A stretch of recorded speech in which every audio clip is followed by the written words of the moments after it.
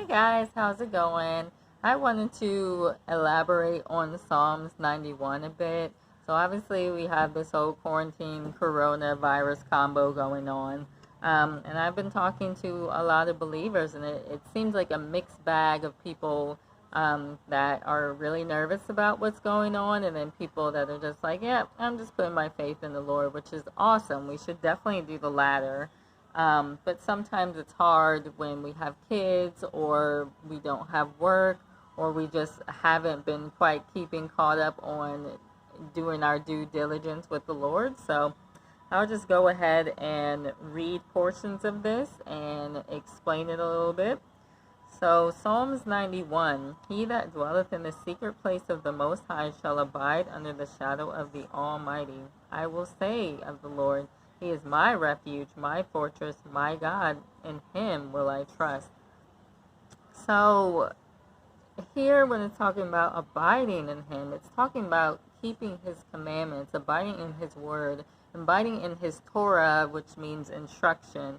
John 14:15, I believe, talks about Jesus and what He says to His disciples. Those who love me keep my commandments. A lot of people in the church want to throw out that verse because they don't think that they can keep His commandments, but Jesus said, be perfect as I am perfect, or be holy as I am holy. Now, that doesn't mean necessarily that we will never sin, because at the end of the day, we have to be made clean, we have to be sanctified in this kind of thing, but we are to aim for perfection and holiness. Um, and that doesn't necessarily mean to be a perfectionist, because you still have to forgive yourself when you mess up, and you still have to ask for forgiveness. So remember that. Um, so it's saying in Him we will trust. So how many people are trusting in this system? How many people are trusting in Trump? How many people are trusting in Dr. Fauci? How many people are trusting in what are they, CDC and the WHO and the UN, and how many people are trusting in their country? Here it says, in God we will trust.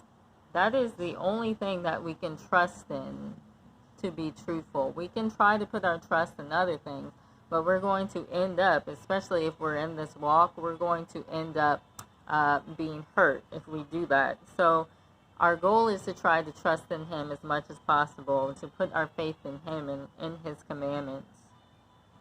Surely He shall deliver thee from the snare of the fowler and from the noisome pestilence. He shall cover thee with His feathers, and under His wings shalt thou trust. His trust shall be thy shield and thy buckler. So the father is often compared to an eagle. It's a very strong bird. It flies very high. I guess it's the reason why America made, its symbol the eagle, because they want to reach those heights, but, they can't. Like I said, trust in the Lord. And He'll cover us under His wing if we do that. He'll protect us. So His truth shall be our shield and our buckler. He'll guard us from the noisome pestilence. He'll guard us from coronavirus. He'll guard us from the flu. He'll guard us from even cancer. I know that's probably a no-no to say with a lot of people, but at the end of the day, cancer is a noisome pestilence. It's coming from a spirit of rebellion. Something's going on. You don't just get cancer for no reason. He said it's your faith that heals you. And so if you are in the situation in which you're lacking faith, you might end up getting cancer. I've had it before. I had a demon that told me I had cancer. And I said, I don't want to be healed in your way. I don't want to go to your doctors. I'm going to go to the Lord. And the Lord healed me of that cancer. I haven't heard about it since then. I haven't felt anything since then. So the devil's a liar. Moving forward, thou shalt not be afraid for the terror by night, nor for the arrow that flieth by day. So He says in the Word there's going to be day and night forever. So that is spiritual. I'm still trying to understand what it means, but I'm assuming the night, you're guided by a lesser light, and the day you're guided by the sun type deal. So we won't be afraid of the terror at night, You know, when the devil has all those Halloween movies and scary movies and that kind of thing, that's like the enemy coming at night and giving us terror. That's where all those movies come from. Hollywood is satanic, so they know all this stuff. And the arrow that flieth by day. Yep, he's always shooting arrows no matter what, though. And nor for the pestilence that walk in darkness, nor for the destruction that wasteth at noonday. 1,000 shall fall at thy side, and 10,000 at thy right hand, but it shall not come nigh thee. So I've been in a situation where every single person in my house was sick, and I didn't get sick. And that's because I was reading my word every day, I was praying every day, I was fasting, I was having a great relationship with the Lord, you know. And when you don't have that, unfortunately, you might be more apt to get sick. Now, the Lord will use sickness to his benefit to display his glory if he chooses to heal you, which I think the Father is always willing to heal. It's just a matter of, are we listening to what we need to for us to heal by him? And I think a lot of times we're not, so people end up dying and they end up not healing. And a good example of that is King Asa in 2 Chronicles 16:12 through 13. It talks about how he was diseased in his feet, but he went to the physicians first before he went to the Father, and so he ended up dying, unfortunately. So you see all these people left and right, you know. I don't know what it is up to in the coronavirus, but there's a lot of people that have died from that, and there's a lot of people that have died from the flu. And so we're still here, and we're still kicking, and I haven't had the flu in a good, 20 years.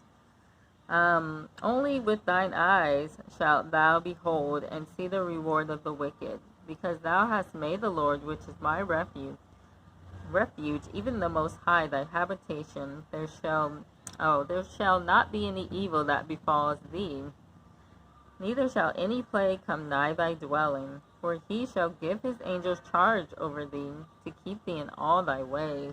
So isn't it a beautiful thing to know that we're really putting our heart on the Lord, and that he sends his warrior angels to keep charge of us, to watch us?